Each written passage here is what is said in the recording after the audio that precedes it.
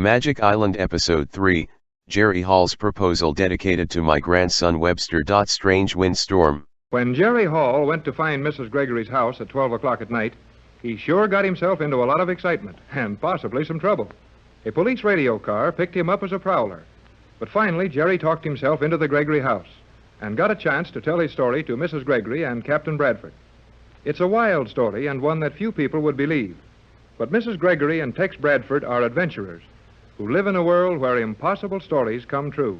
We find the three of them now on the afterdeck of Mrs. Gregory's magnificent yacht, the Joan Gregory. The yacht is well out of Los Angeles Harbor, and the lights of San Pedro are fading astern. It is 2 o'clock in the morning.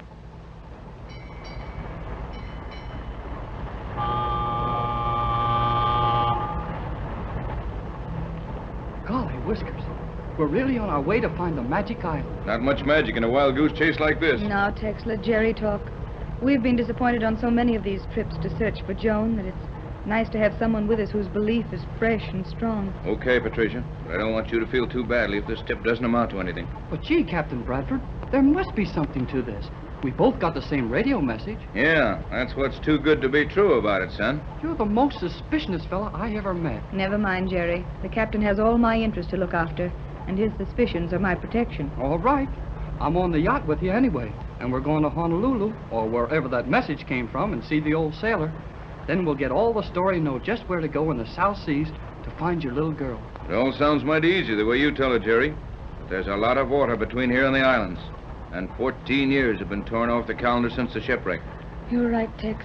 And I suppose it's foolish of me to pay too much attention to this message, but I've never believed that Joan perished in that shipwreck, and I just can't give up trying to find her. I'll help you all I can, Mrs. Gregory. Golly, but this is a swell night, isn't it? Just look back there at the shoreline. All those lights getting smaller and smaller and sort of twinkling, like stars do just before they go out in the morning. It's beautiful, Jerry. The only thing I like better than sailing out of this harbor is sailing back into it again. Well, if you two can be spared from the poetry class for a few minutes, we'd better get to the radio cabin. I want Jerry to get acquainted with our set. Then we'll have to turn in. It's after 4 bells. Oh, boy. 2 o'clock in the morning. And time you were asleep, Jerry. Oh. Let's go in the cabin with Tex and see the radio, then we'll all turn in. Captain. Here comes the skipper.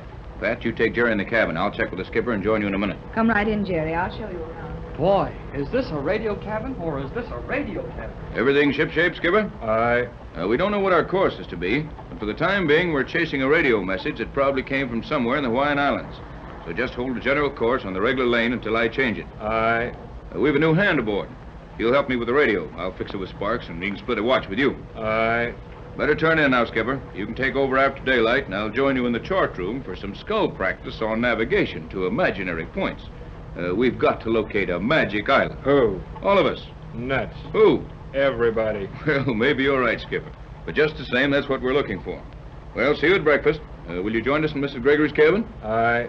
That's all, skipper. You can shove off. Aye. Magic Island nuts. I don't blame the skipper much at that. Well, I see you've got the set warmed up, Jerry. How do you like it? Gee, Tex. I mean, Captain Bradford, it's a darb. Darb, huh? It's all right, Tex. Jerry says darb is the highest praise he can find for anything. So you think it'll do, kid? Do? Gosh. I bet it'll get anything in the world. It's all set to go now. Can I try it? Go ahead. And while you're enjoying yourself, you might as well be working. I'll see that you stand a regular watch here if you can handle that set right. That way I won't have to relieve Sparks and can take it easy. Why not let Jerry call Johnson and make our report? What I had in mind.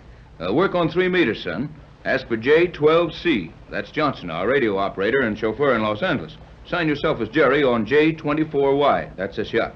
You can get this set down to 1.5 meters, can't you? Yes, and we can work in that wavelength on our Los Angeles set, too, Jerry.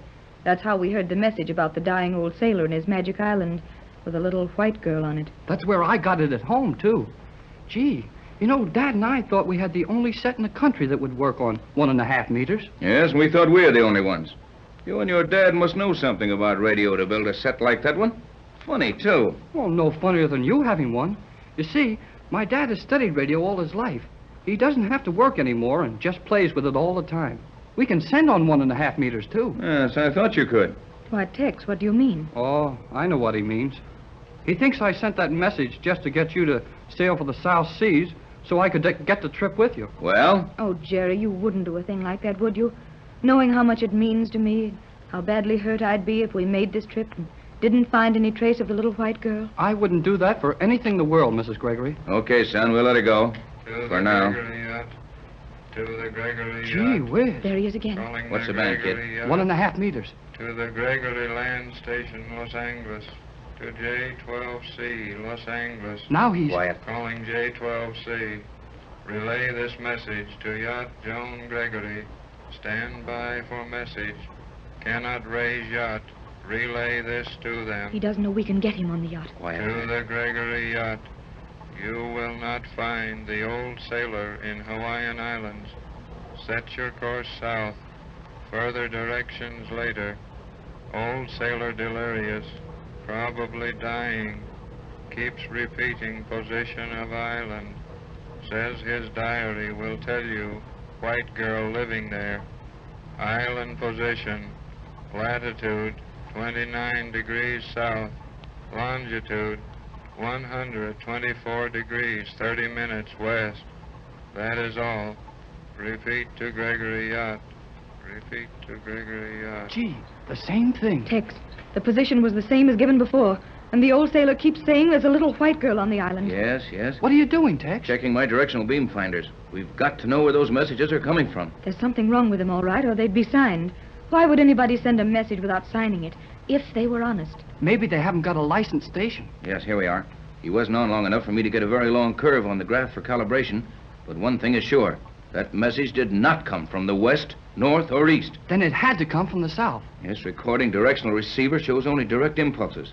And the only place it was disturbed by those beams was through about a 60-degree angle to the south. That's awfully broad, Tex. If the sender is any distance from us, that angle could spread out to cover thousands of miles of ocean. I know it. But it's 10 to 1 that Johnson got it, too. We can check with him later. You and Jerry stick with this set to pick that fellow up if he comes on again. I'm going to change our course. We're heading south right away. Oh, Jerry, I'm so excited and encouraged about it all. Me too. Gosh, even Captain Bradford seems to be taking it plenty seriously now. That's what makes me so happy. Tex has been through a lot of these things with me. He doesn't believe wild stories very easily. So when he gets excited, it looks as if we had a chance to accomplish something. I've got a hunch we're going to find your little girl Joan all right. But what kind of people could she have been living with? I mean, on this island, that wouldn't let the world know all about it before this. There are so many things that might have happened, Jerry. But if we really do find a little white girl on this island, and it is Joan, I won't care about anything else. Well, when you have time, and if you want to, Mrs. Gregory, I wish you'd tell me the whole story of the shipwreck. I mean, just where it happened and how you were saved when everyone else was drowned. And what made you think your little baby was saved? Of course I will, Jerry. And I'll start right now. We'd been in a terrific storm for days. The yacht we had then was very much like this one, except that it was named after me, the Patricia Gregory. Oh, and this one is named for your little girl, the Joan Gregory, isn't it? Yes.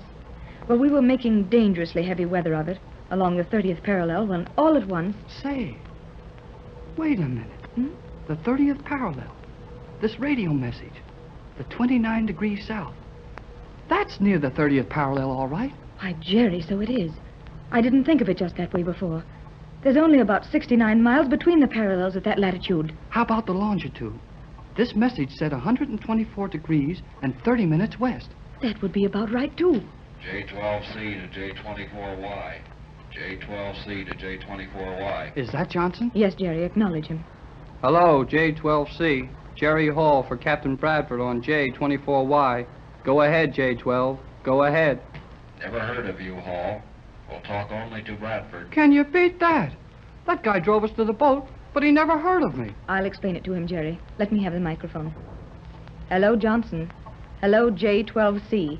Patricia Gregory to Johnson. Jerry Hall is okay. He's the boy we brought with us. Tex is out on deck. Jerry authorized to do relief watch on this set. Confirm receive that. Okay, Mrs. Gregory. Okay, work with Jerry Hall on J24Y. Better get Captain Bradford in cabin for this message. Have important relay for you. That's what we heard direct, I'll bet. Oh, here's Tex now. Tex, Johnson's calling. Wants you to take over for this relay. Okay, J12. Bradford. Go ahead, Johnson. Relay of message just received. Logged it on 1.5 meters. More about the old sailor and his island. Position repeated, correct as given before. Break, J-12. Break it, Johnson. Okay, J-12. We got it direct. Now check your directional graph. Get me the best line you can on it. I'll hold the set open. Checking graph now. We'll report when finished. Now we'll have something definite to go on when we want to set our course. Good old Johnson is always on the job. And his instruments are really better than these portable ones. Maybe so, but, well, I don't understand how we can localize that radio beam better than you can right here. He can't, but he has a chart exactly like this one, in front of him at this minute. And when he gives me his reading, I log the line of it right here.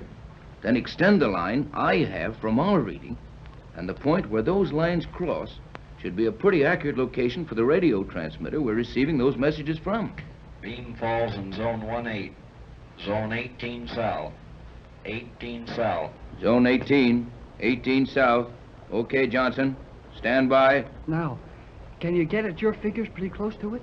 If we were farther from Johnson, the angle would be better. The tech should hit it fairly well. By George, there it is. And those lines cross almost on the 30th parallel. Golly whiskers, 30 degrees south. And the message said the Magic Island was 29 degrees south. Nobody said anything about a magic island. Oh, Tex, let Jerry call it anything he wants to.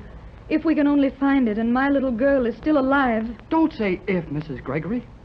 We're going to find your little girl, Joan, on a magic island.